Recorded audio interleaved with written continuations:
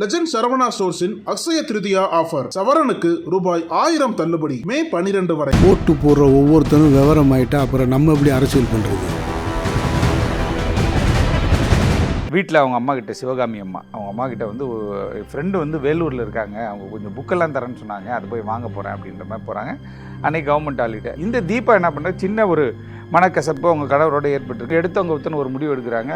அந்த திருமணம் வந்து டிவோர்ஸில் கொண்டு போய் முடியுது. டிவோர்ஸ் ஆனவுடனே 5 மணிக்கு அவங்க அம்மாவுக்கு ஃபோன் பண்ணி சொன்னதோட கடைசி எந்த விதமான ஃபோனும் வரல.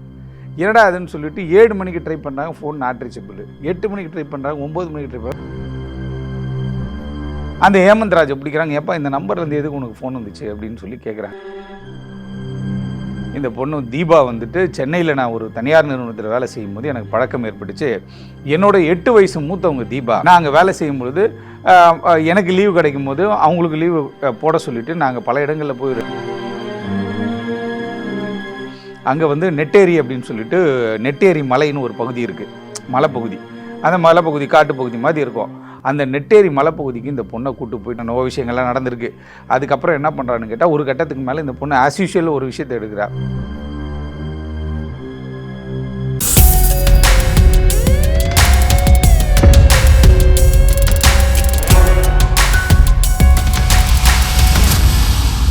நக்கீரன் நேயர்களுக்கு வணக்கம். நான் விஜய் ஹரிஹரசுதன். குற்றம் நடந்த கதையில் வழக்கறிஞர் சார்லஸ் அவர்கள் இந்தியா மற்றும் தமிழகத்தில் நடந்த பல குற்ற வழக்குகள் பற்றி ஒவ்வொரு எபிசோட்லையும் பேசிகிட்டு இருக்காங்க. இன்றைக்கும் அதே மாதிரி ஒரு குற்ற வழக்கை பற்றி தான் பேச போகிறோம். வணக்கம் சார். வணக்கம். முக்கியமாக ஒரே கொஸ்டின் கேட்கணும்னு எனக்கு க்யூரியாசிட்டியாக இருந்துச்சு. ஒரு கிரிமினலாக இருக்கிறத விட கிரிமினல் லாயராக இருக்கிறது எவ்வளோ கஷ்டம் சார்? அது ரொம்ப கஷ்டம். கிரிமினலாக கூட இருந்துடலாம். கிரிமினலாக கூட இருந்துடலாம். ஏன்னா இவனுக்கு எல்லாமே தெரியும். பெயில் போடணுமா, இவனுங்களே முடிவு எடுப்பானுங்க. சார் பெயில் போட்டால் வந்திருக்குமே சார் அப்படின்வான். ஓகே, அதில் என்ன நடைமுறைகள் பின்பற்றணும், எவ்வளோ விஷயங்கள் இருக்குது. பெயில் அப்ளிகேஷன்லாம் இன்றைக்கி வந்து என்ன பண்ணிட்டாங்கன்னு கேட்டிங்கன்னா, ஆன்லைனில் எல்லாமே ஆன்லைன் ஆகிடுச்சு. ஓகே, அப்படி இருந்தாலும் என்ன கேட்டால் இவங்க பழைய ஸ்டைல்லே இருப்பாங்க. அது ஹெச்சிபினா ஒரு 10 நாள் ஆர்டர் ஆகிடுமே, அதையும் இவ்வளோ நாள் லேட் ஆகுது. இதையே இந்த ஆன்டிசிபேட்டரி பெயில் பெட்டிஷன் உடனே வந்துருமே சார், ஏன் சார் அது ஆகுது அப்படின்னு சொல்லி இவங்களே வக்கீல் ஆகிடுறானுங்க பாதி பேர். ஓகே, அதனால நம்ம என்ன கேட்டால், அந்த ஒவ்வொரு வழக்கும் ஒவ்வொரு மாதிரி போகும். அதாவது நீதிபதி சார்ந்து தான் வந்து அந்த வழக்கை தீர்மானிக்க முடியும். நம்ம என்ன நினைப்போம், நம்ம சைடு எல்லாமே கரெக்டாக இருக்குது அப்படின்னு போய் அங்கே நிற்போம். அவங்க ஒரு கிரவுண்ட் எடுப்பாங்க, அவங்க ஒரு கொஸ்டின் கேட்பாங்க. அந்த கொஸ்டினில் வந்து நம்ம திணறி போகக்கூடிய ஒரு சூழல் ஏற்படும். அதெல்லாம் இவங்களுக்கு தெரியாது.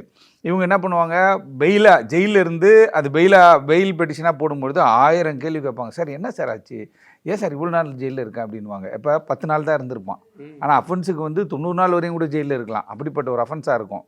இல்லை கொலை வழக்கு குற்றவாளிகளே என்னன்னு கேட்டால், அது வேணுன்ட்டு பண்ணுறாங்கன்னா என்னன்னு தெரில. நிறைய வழக்குகளில் வந்து இந்த அடிதேசம் 10 பேர் போய் அடிச்சுட்டு பிரச்சனை ஆகுது பார்த்தீங்களா, குரூப் ஃபைட்லாம் ஆகுதுல, அதில் ஜெயிலுக்கு போகிறேன்னே 2-3 வாட்டி ஜெயிலுக்கு போனவனை கூட என்னென்னு கேட்டால், அந்த நாலேஜ் இல்லாமல் இல்லை ஒரு 25 நாளில் வந்துடலாமே, 35 நாளில் வந்துடலாமேன்ட்டு அட்வொகேட்டுக்கு ஐடியா கொடுக்குறவங்க வந்து கிரிமினல்ஸ் வந்து இன்றைக்கி உருவாயிட்டாங்க. அப்படின்னும் போது அடடா இதோட அதே பெட்டர் போல இருக்குடா அப்படின்ற மாதிரியான யோசனைகள்லாம் ஒரு சில நேரத்தில் வரதா செய்யுது. அது ஒருத்தர் கேள்வி கேட்டால் பரவாயில்ல, பல கேசஸ் ஹேண்டில் பண்ணும்போது இன்னும் ரொம்ப கஷ்டமாக இருக்கும். நெருக்கடி கொடுப்பாங்க. நெருக்கடி கொடுத்து என்ன கேட்டால், போலீஸு ஒரு அஃபென்ஸு செய்கிறதுக்கு முன்னாடி 1000 வாட்டி யோசிச்சிருக்கணுமே தவிர, ஜெயிலுக்கு போயிட்ட பிறகு இல்லை தலைமறைவாக இருக்கும்போது ஏபி ஃபைல் பண்ணியிருக்கும் போது 1008 கொஸ்டின். நம்ம வேணான்னு சொல்லுவோம், சரண்டர் ஆகக்கூடாது, தேவையில்லாத சிக்கல் ஆகணுமோ. இல்லை அதெல்லாம் ஒன்றும் பிரச்சனை. போய் சரண்டர் ஆகிட்ட பிறகு நம்மளை போட்டு டார்ச்சர் கொடுப்பான். நீங்கள் சொல்லி தானே நாங்கள் போனோம்னுமா. அது மாதிரி நிறைய வழக்கு பிரச்சனைகளே நம்ம வந்து போத்திக்கிட்டு படுத்து தூங்க வேண்டியதான். Note this point. Yes, criminal லாயராக இருக்கிறது தான் கஷ்டம். ஆமாம், ரொம்ப கஷ்டம். நம்ம நிறைய குற்ற சம்பவங்கள் பேசிகிட்டு இருக்கோம். இன்றைக்கி என்ன குற்ற வழக்கு? இன்றைக்கி வந்து பார்த்திங்கன்னா, சென்னை புளியாந்தோப்பு கன்னிகாபுரம் கஸ்தூரிபாய் காலனி பகுதியை சேர்ந்த ஒரு பெண் என்ன பண்ணுறாங்கன்னா, தீபா அவங்களுடைய பெயர். அவங்க வந்து கடந்த 14/4/2024 தமிழ் புத்தாண்டு அன்னைக்கு வீட்டில் அவங்க அம்மா கிட்ட, சிவகாமி அம்மா, அவங்க அம்மா கிட்ட வந்து ஃப்ரெண்டு வந்து வேலூரில் இருக்காங்க, அவங்க கொஞ்சம் புக்கெல்லாம் தரேன்னு சொன்னாங்க, அது போய் வாங்க போகிறேன் அப்படின்ற மாதிரி போகிறாங்க. அன்றைக்கி கவர்மெண்ட் ஹாலிடே. எப்படிம்மா போகிறேன்னு கேட்கும்போது, நான் சென்னை சென்ட்ரல் ரயில் நிலையத்திலேருந்து ட்ரெயினில் போயிடுறேம்மா அப்படின்ற மாதிரி சொல்லியிருக்காங்க. அவங்க அப்பா வேலுச்சாமின்னு சொல்லிட்டு வயசானவர். இந்த பொண்ணுக்கு வந்துட்டு வயது இப்போ வந்து 33 வயசு. இவங்களுக்கு வந்து ஒரு 4 ஆண்டுகளுக்கு முன்னதாகவே திருமணம் நடைபெறுது. திருமணம் நடைபெற்று 2 வருஷம் வந்து அவங்க கணவன் மனைவியாக இருக்காங்க. ஹஸ்பண்ட் ஒய்ஃப் நிர்மல் நினைக்கிறேன் அவங்க கணவர் பேர். 2 பேரும் ஒன்றா இருந்திருக்காங்க. சில கருத்து வேறுபாடுகள் ஏற்படுது. இந்த தீபா என்ன பண்ணுற, சின்ன ஒரு மனக்கசப்பு அவங்க கணவரோட ஏற்பட்டுருக்கு. எடுத்தவங்க ஒருத்தன ஒரு முடிவு எடுக்கிறாங்க. அந்த திருமணம் வந்து டிவோர்ஸில் கொண்டு போய் முடியுது. டிவோர்ஸ் ஆனவுடனே பேரண்ட்ஸ் என்ன பண்ணாங்க, ஆதரவு தெரிவித்து நீ வீட்டுக்கு வந்துடுமா, வீட்டில் வச்சு உன்னை பார்த்துக்கிறமான்னு சொல்லிட்டு வேலுச்சாமி அவங்க அப்பா அவங்க அம்மா சிவகாமி. அவங்க வீட்டில் தான் இவங்க வந்து கஸ்தூரிபா காலனியில் நம்ம கன்னிகாபுரம் புளியந்தோப்பில் இருக்காங்க. புளியந்தோப்பில் இருந்து அப்படியே ஆன்லைனில் ஏதாவது பொருள்கள் வாங்கி சேல் பண்ணுறது அப்படின்னு சொல்லிட்டு ஒரு சில விஷயங்கள் பண்ணிகிட்டு இருக்காங்க. சப்சிக்வெண்ட்டாக என்ன பண்ணுறாங்கன்னா, சென்னை சாலிகிராமம் பக்கத்தில் விருகம்பாக்கம் பக்கத்தில் என்ன பண்ணுறாங்க, ஒரு செல்ஃபோன் கடையில் வேலை செஞ்சுருக்காங்க கொஞ்ச நாள். அப்படி வேலை செஞ்சுருக்கும் போது அப்போ வந்து என்ன பண்ணுறாங்கன்னா, அப்போ அது பக்கத்துலேயே ஏதோ ஒரு கம்பெனியில் வேலை செஞ்ச ஒரு பையனோட ஒரு பழக்கம் ஏற்படுது. அந்த பையன் பேர் ஹேமந்த் ராஜ். இப்போ இவங்க ஏப்ரல் 14/4/2024 அன்றைக்கி அம்மா கிட்ட என்ன சொல்கிறாங்கன்னா, நான் ஃப்ரெண்டுக்கிட்ட போய் புக் வாங்க போகிறேன் அப்படின்னு சொன்னோன்னே, எங்கம்மா புக் வாங்க போகிறேன்னு கேட்குறாங்க. வேலூர் பக்கத்தில் குடியாத்தம்னு ஒரு ஊர் இருக்குது, அங்கே போகிறோமா, எப்படி போகிறோமா அப்படின்னு கேட்குறாங்க. ஏன்னா என்னதான் நீ டிவோர்ஸ் ஆகி வந்தாலும் அந்த பேரண்ட்டுக்கான ஒரு விஷயம் இருக்கு இல்லையா, ரெஸ்பான்சிபிலிட்டியை விட்டு அவங்க போகிறதே கிடையாது எப்பயுமே. அவங்க என்ன கேட்கும்பொழுது, இல்லைம்மா நான் ட்ரெயின் மூலிமா போகிறேன்னும் போது, எங்கேருந்து போனால் சென்ட்ரல்லேருந்து போகிறேன்ட்டு 14ஆம் தேதி சென்ட்ரல்லேருந்து மைசூர் போகக்கூடிய ட்ரெயினில் ஏறுறாங்க. மதியான டைமில் ஏறுறாங்க. 5 மணிக்கு அங்கே போய் இறங்கிடுறாங்க. இறங்கிட்ட பிறகு அம்மாவுக்கு ஒரு ஃபோன் பண்ணுறாங்க. அம்மா இது மாதிரி வந்து நான் குடியாத்தத்தில் வந்து இறங்கிட்டேம்மா, சேஃபாக வந்துட்டேம்மா அப்படின்ற மாதிரி சொல்கிறாங்க. சரி, 33 வயசானாலும் அந்த பெண் குழந்தையாக தானே அது, அந்த பெண் குழந்தைக்காக அவங்க அம்மா என்ன பண்ணால், சரிப்பா பொண்ணு போய் சேஃபாக சேர்ந்துச்சுப்பான்னு ஒரு அமைதியாக இருக்காங்க. அந்த கடைசி 5 மணிக்கு அவங்க அம்மாவுக்கு ஃபோன் பண்ணி சொன்னதோட கடைசி எந்த விதமான ஃபோனும் வரல. என்னடா அதுன்னு சொல்லிட்டு 7 மணிக்கு ட்ரை பண்ணுறாங்க, ஃபோன் நாட் ரீச்சபிள். 8 மணிக்கு ட்ரை பண்ணுறாங்க, 9 மணிக்கு ட்ரை பண்ணுறாங்க, நாட் ரீச்சபிள். இப்படியே போகுது. 16ஆம் தேதி காலையில் அது வரைக்கும் வந்து சொந்தக்காரங்க எல்லார்கிட்டையும் சொல்கிறாங்க, இந்த மாதிரி வேலூர் போன பொண்ணு காணான்னு சொல்லி அப்படியே ஒரு மாதிரி தேடுவாங்க இல்லையா, போய் சொல்லிட்டு இங்கே கூட எங்கேயா போயிருந்தா என்ன பண்ணியிருப்பாங்கன்னு சொல்லி சொந்தக்காரங்களுக்கெல்லாம் தகவல் சொல்கிறாங்க. அப்படியே தகவல் பரவுது. உடனே புளியாந்தோப்பு காவல் நிலையத்துக்கு 16ஆம் தேதி போகிறாங்க. இந்த வயதான தாயும் வயதான தந்தையும் என்ன பண்ணுறாங்க, என் பொண்ணை காணான்னு சொல்லிட்டு ஒரு மிஸ்ஸிங் கம்ப்ளைண்ட் கொடுக்குறாங்க. போயிட்டு ஸோ டேட்டில் 14ஆம் தேதி வந்து வேலூரில் போயிட்டு ஃப்ரெண்டை பார்த்து புக்கை வாங்குறேன்னு சொல்ல போன பொண்ணு இன்றைக்கி 16ஆம் தேதி ஆச்சு, 48 மணி நேரம் என் பொண்ணை காணா, என்ன ஆச்சு ஏதாச்சுன்னு தெரில, செல்ஃபோன் இது மாதிரி இருக்குங்க அப்படின்னு சொல்லி.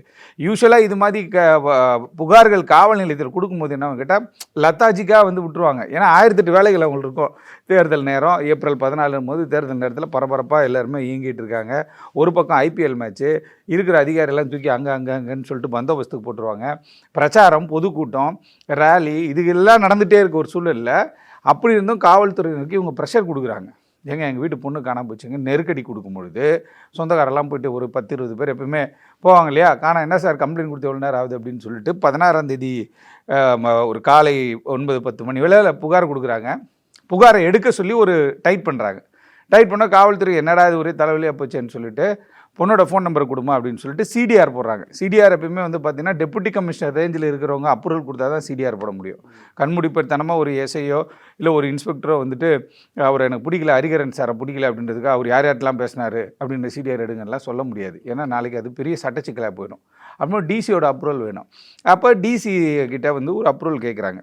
ஐயா இது மாதிரி இருக்குது, ஒரு பொண்ணு காணாமல் போச்சுன்றாங்க, இது மாதிரி வந்து அவரோட செல்ஃபோன் இதுதான் அப்படின்னும் போது அந்த செல்ஃபோன் நம்பரை வந்து தொடர்பு கொள்கிறாங்க. நிறைய பேர்கிட்ட இவங்க பேசியிருக்காங்க. பேசும்போது குறிப்பாக ஒரு எண்ணுக்கு வந்து பல முறை பேசியிருக்காங்க. கடைசியாக அந்த எண்ணில் தான் பேசியிருக்காங்க. அம்மாட்ட பேசுகிறாங்க 5 மணிக்கு. 5:05க்கு ஒரு கால் போகுது. அந்த நம்பர் யாரா அப்படின்னு சொல்லிட்டு ட்ராப் பண்ணலாம் அப்படின்னு சொல்லி போலீஸ் வந்து அந்த CDR போட்டு பார்க்கும்போது ஹேமந்த் ராஜ் அப்படின்றவர், அதாவது KB குப்பம்னு சொல்லிட்டு வெள்ளூர் பக்கத்தில் ஒரு ஊர் இருக்குது, அங்கே வந்து நாகல் ஆலத்தூர்னு சொல்லிட்டு ஒரு கிராமம். அந்த கிராமத்தை சார்ந்த ஹேமந்த் ராஜ் வயது 25.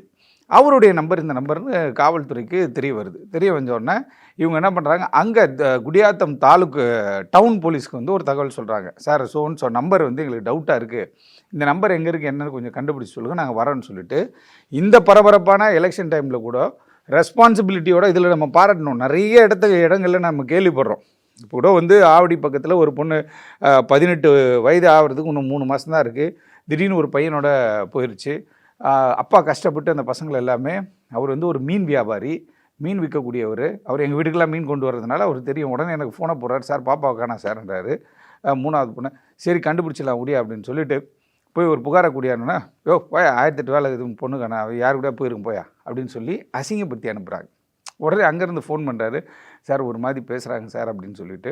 உடனே ஒரு உயரதிகாரிகள்கிட்ட IPS ஆஃபீஸர் லெவலில் நான் பேசுகிறேன். பேசி என்ன பண்ணோன்னா, சார் இது மாதிரி இருக்குது, எவ்வளோ விஷயங்கள் பண்ணுறோம், இது வந்து ஒரு ஹார்ட் ஒர்க்கிங் மேனு, இவருக்கு நம்ம ஏதாவது உதவி பண்ணணும் சார்னு சொன்னோன்னா அவர் என்ன பண்ணார், அந்த குறிப்பிட்ட ஆய்வாளருக்கு ஃபோனை போட்டு டைரெக்டாகவே பேசுகிறார். டைரெக்டாக என்ன பண்ணார், DC லெவல்லே அவர் பேசுகிறாரு. பேசி இந்த குறிப்பிட்ட விஷயம் எனக்கு இமீடியட்டாக தெரிஞ்சாகணும் அப்படின்ற மாதிரி சொன்னோன்னா உடனே பரபரப்பாகிறாங்க. மேல்மருவத்தூர்கிட்ட அவங்க வந்துட்டு ட்ராவல் பண்ணிகிட்டு இருக்கும்போதே அவங்க வந்து செக்யூர் பண்ணி போலீஸ் கொண்டு வந்துடுறாங்க, பேரண்ட் இருப்பாங்க. அது வந்து இன்ஃப்ளூயன்ஸ் பண்ணி போகிறோம். அதே போல் இந்த பொண்ணு இது மாதிரி காணாம போனோன்னே போலீஸ் என்ன பண்ணாங்க, ரெஸ்பான்சிபிலிட்டியோட என்ன பண்ணுறாங்க, இங்கேருந்து ஒரு 4 போலீஸ் போகிறாங்க. போயிட்டு அங்கே நேராக குடியாத்தத்தில் இறங்குறாங்க. 17th 17th ஈவினிங் போல் போய் ரீச் ஆகிட்டு ஆராய்ச்சி பண்ணுறாங்க. இந்த நம்பர் எங்கே இருக்குது, இந்த அட்ரஸ் எங்கே இருக்குது, கேவி குப்பம், இந்த நாகல் ஆலத்தூர் அப்படின்ற ஒரு வில்லேஜ் வந்து ஒரு ஸ்கெட்ச் ஒன்று போட்டு ஸ்ட்ரெயிட்டாக உள்ளே போகிறாங்க. உள்ளே போய் பார்க்கும்போது ஹேமந்த் ராஜ்னு ஒரு கேரக்டர் அங்கே இருக்கான். அந்த ஹேமந்த் ராஜை பிடிக்கிறாங்க. எப்போ இந்த நம்பர்லேருந்து எதுக்கு உனக்கு ஃபோன் வந்துச்சு அப்படின்னு சொல்லி கேட்குறாங்க. சார் எனக்கு தெரியல சார் அப்படின்ற மாதிரி அவன் ஒரு மலுப்பலான பதிலில் சொல்கிறான். சரி வாராஜா அப்படின்னு சொல்லி உடனே வந்து குடியாத்தம் டவுன் காவல் நிலையத்துக்கு கூப்பிட்டு போகிறாங்க. காவல்துறை கூப்பிட்டு போய் அவங்க பாணியில் ஒரு 1/2 hour விடுவாங்க இல்லையா, சொல்லுப்பா அப்படின்னு சொல்லி டீ வாங்கி கொடுங்க, காஃபி வாங்கி கொடுங்க, என்னடா தம்பி ஆச்சு அப்படின்னு சொல்லி அப்படியே ஆரம்பிப்பாங்கல்ல விசாரணையை. அப்படியே ஆரம்பிக்கும் பொழுது இவன் டக்குன்னு என்ன பண்ணுறான், மாற்றி சொல்லும்போது போலீஸ் அவங்களுடைய பாணியில் விசாரணைக்கு எடுக்கிறாங்க.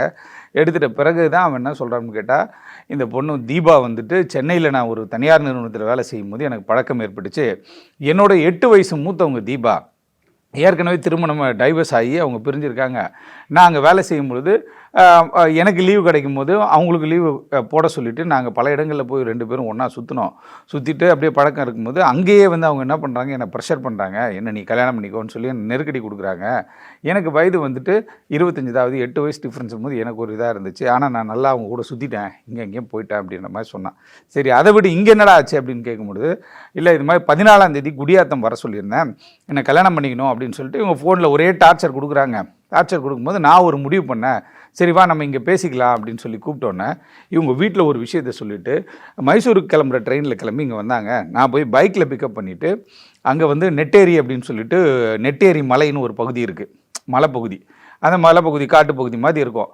அந்த நெட்டேரி மலைப்பகுதிக்கு இந்த பொண்ணை கூப்பிட்டு போயிட்டு இது கூட கொஞ்சம் நேரம் பேசியிருந்திருக்கா, என்னென்ன விஷயங்கள்லாம் நடந்திருக்கு. அதுக்கப்புறம் என்ன பண்ணுறான்னு கேட்டால், ஒரு கட்டத்துக்கு மேலே இந்த பொண்ணு ஆஸ் யூஷுவல் ஒரு விஷயத்தை எடுக்கிறா. அதாவது வந்து இவ்வளோ நாள் நம்ம பழகிட்டோம், 1.5 வருஷம் 2 வருஷம் ஆயிடுச்சு, டைவர்ஸ் ஆகி போச்சு, நான் தனியாக இருக்கேன், எங்கள் அப்பா அம்மாவுக்கு கஷ்டமாக இருக்குது அப்படி இப்படின்னு சொல்லி பேச ஆரம்பித்தோன்னா வாக்குவாதம் முட்டுருது. வாக்குவாதம் முற்றினோன்னே அவன் என்ன பண்ணுறான்னா கையில் ஒரு கத்தியை வச்சுருந்த மாதிரி சொல்கிறாங்க.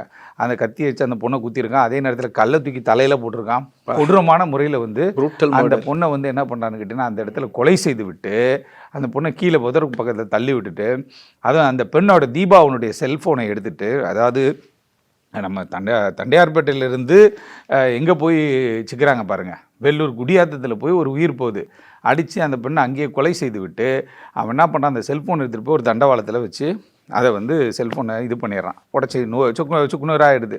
அதுக்கப்புறம் தான் போலீஸ் வந்து இவனை செக்யூர் பண்ணி, இப்போ இது வந்து எல்லா காதலிக்கிறவங்களுக்கும் என்ன பண்ணால் ஒன்று விட்டு போயிடுவான், இல்லை ஃபோனை சுவிட்ச் ஆஃப் பண்ணுறான், இப்படி தான் இருக்கும். ஆனால் ப்ரூட்டலாக மர்டர் பண்ணுறான்னா இவன் யாராக இருப்பான் அப்படின்னு சொல்லி விசாரிக்க போகும்போது தான் 2 ஆண்டுகளுக்கு முன்னதாக நம்ம காட்பாடியிலேருந்து போன ஒரு ரயிலில் ஒரு பொண்ணு தனியாக பயணிச்சுட்டு போகிறாங்க. அவங்கக்கிட்ட போய் செயினை பறித்து செல்ஃபோனை பறித்து அவங்க ட்ரெயினை விட்டே தள்ளி விட்டான். யாரு இந்த கேரக்டர் ஹேமந்த் ராஜ். அந்த வழக்கில் இவன் குண்டாஸில் சிறைக்கு போயிட்டு வந்தவன். இதெல்லாம் தெரியாமல் இவங்க வெளிப்புறமாகவே ஒரு மனிதரை பார்த்து சிறைக்கு போயிட்டு, அப்போ ஆல்ரெடி அவன் ஒரு அக்யூஸ்டு. அந்த அக்யூஸ்டுக்கிட்ட நம்ம பழகிறோமா இல்லை யார்கிட்ட பழகிறோம்? இதில் ஒரு பெரிய விஷயம் என்னென்னு கேட்டால், இந்த காலகட்டத்தில் இந்த சமூக வலைதளங்கள் சோஷியல் மீடியாலாம் வந்துட்டு நம்ம அடுத்த லெவலில் போயிட்டோம். அதாவது வந்து ட்விட்டர், இன்ஸ்டாகிராம், வாட்ஸ்அப், அது இதுன்னு ஒரு டெக்னாலஜிஸ் எல்லாமே நம்ம பார்த்துட்றோம். ஏஐ தொழில்நுட்பம் அதெல்லாம் வந்துடுச்சு. இருந்தாலும் கூட இந்த பெண்களை பொறுத்த வரைக்கும் இந்த ட்ராவலிங்லேயே எல்லா உண்மையும் சொல்லிடுவாங்க. ஒரு ட்ராவலிங்லேயே அவன் யாருன்னே தெரியும், கேஷுவலாக பேசி எல்லாத்தையும் சொல்லிடுவாங்க. மொத்த வாழ்க்கை விஷயத்தை, அதாவது உன் குடும்பத்தில் என்ன விஷயம் நடக்குதோ அது கூட இருக்க நண்பர்களோ இல்லை 20 வருஷம் ஒரு பழகிருப்பான், அவனை நம்ப மாட்டான். நேற்று வந்தான் பார்த்தீங்களா, அவன்கிட்ட மொத்த கதையும் சொல்லுவான்.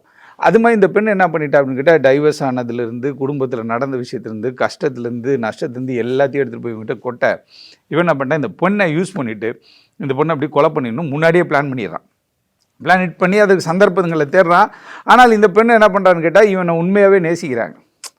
இந்த பிரச்சனை என்ன கேட்டால், யார் என்ன, முகவரி என்ன, பின்புலம் என்ன, யாருனே தெரியாமல் போய் சிக்கி இன்னைக்கு வந்து இந்த தீபான்றவங்க வந்து புளியாந்தோப்புலேருந்து கிளம்பி என்ன பண்ணுறாங்க, குடியாத்தத்தில் போய் ஒரு காதலனை உண்மையாகவே நான் சந்திக்கணும், ஏன்னா கூட நம்ம பழகிட்டோம், 2 வருஷம் சுற்றிட்டோம், இங்கே அங்கே கண்ட இடங்களுக்கு போயிட்டோம் அப்படின்னும் பொழுது அது இன்செக்யூர்டாக ஃபீல் பண்ணுவாங்க இல்லையா.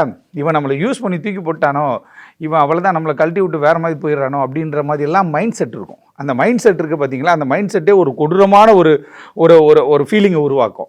அது இன்றைக்கி நிறைய இடத்துல பார்க்குறோம். ட்ரெயினில் போனோம், நிறைய வழக்கு நான் பார்க்குறேன்.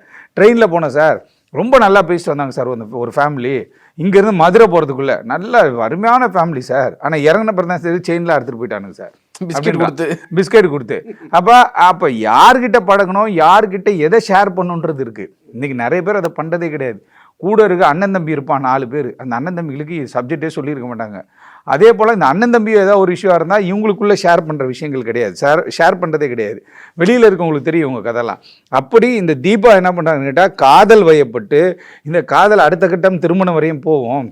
ஏற்கனவே ஒரு திருமணம் வந்து ஃபெயிலியர் ஆயிடுச்சு, இவன் ஹேமந்த் ராஜ்ன்றவன் நம்மளை வந்து காப்பாற்றுவான் அப்படின்னு சொல்லி இவங்க என்ன பண்ணுறாங்க, அவனை நம்பி நேரடியாக வந்து இவங்க குடியாத்தம் போகிறாங்க. குடியாத்தம் போய் அவனை வந்து திருமணம் செய்ய சொல்லி வற்புறுத்தும் பொழுது இந்த வற்புறுத்தல் என்ன அதுக்கிட்ட ஒரு வெறுப்புணர்ச்சி ஏற்படுது.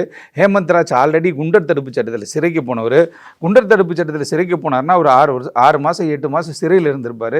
அவருக்கு அந்த சிறையில் இருக்கக்கூடியவங்களோட பேச்சுவார்த்தை, அவங்களுடைய நடைமுறை அணுகுமுறை இதெல்லாம் அவங்களுக்கு தெரிஞ்சிருக்கும். இவனை பொறுத்தவரையும் இவன் என்ன பண்ணுறான்னு கேட்டால், இந்த பெண்ணுடன் பழகி இந்த பொண்ணு என்னடா இது மாதிரி நம்மளை ஃபாலோ பண்ணுது, இவ்வளோ டார்ச்சர் கொடுக்குது, இவ்வளோ மெசேஜ், இவ்வளோ கால்ஸ் பண்ணுது, பக்கா ஃபாலோ அப், பியூர் லவ் அப்படின்ற அளவுக்கு போயிட்டு இருக்கே, இதை நம்ம தடுத்து நிறுத்தணும் அப்படின்றதுக்காக திருப்பி வர வச்சு இந்த பெண்ணை தவறாக பயன்படுத்தி, அந்த மலைப்பகுதியில் இந்த பெண்ணை தவறாக பயன்படுத்தி அதற்கு பிறகு அந்த பெண்ணை வந்து படுகொலை செய்திருக்கிறார். இந்த கொலை வந்து புளியாந்தோப்பிலிருந்து குடியாத்தம் வரை சென்று ஒரு உயிரை வந்து உயிர் எடுக்கப்பட்டிருக்கிற சம்பவம் வந்து ஒரு பேரதிர்ச்சியை ஏற்படுத்தியிருக்குது. ஓகே, சொல்லப்போனால் இது ஒரு அவேர்னஸ் மாதிரி தான் இருக்கும்னு நினைக்கிறேன். இது ஒரு திடீர்னு யார்ட்டையும் பழகாதீங்க, காதலுக்கு பின்னாடி எவ்வளோ விஷயங்கள் இருக்குது அப்படிங்கிறது கொஞ்சம் தெரிஞ்சுக்கிட்டு பண்ணுங்க அப்படிங்கிறது தான் இருக்குது. ஆமாம். இன்னொரு விஷயம் சார், இப்போ போலீஸ்ட்ட எல்லா உண்மையும் இந்த பையன் சொல்லிட்டாப்ல, அதுவே கோர்ட்டில் போய் இல்லை சார் என்னை வந்து போலீஸ் தான் சொல்லிட்டாங்க அப்படின்னு ஒரு இந்த சுச்சுவேஷனை போலீஸ் ஹேண்டில் பண்ணும்போது அப்போ ஒரு ப்ரெஷர் இருக்கும்ல.